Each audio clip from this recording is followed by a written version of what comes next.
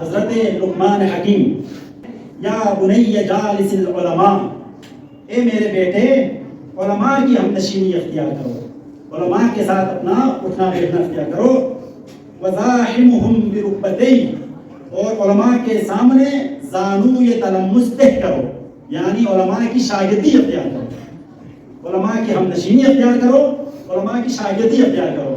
اب علماء کی ہم نشینی اختیار کرنا اور شاگردی اختیار کرنے میں فرق ہے یا نہیں ہے؟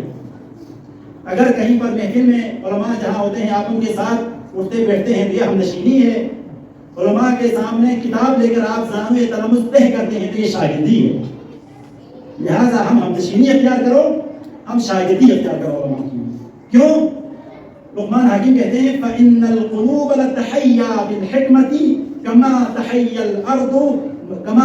الْأَرْضَ الْمَيْتَةَ بَوَابِلِ الْقَدَرِ، کہتے ہیں کیونکہ یہ جو دل ہے، ہمارے قلوب ہے، یہ دل حکمتوں سے اسی طرح سرسبز و شاداب اور زندہ ہو جاتے ہیں جس طرح بارش کے قطروں سے وہ خشک زمین زندہ ہو جاتی ہے۔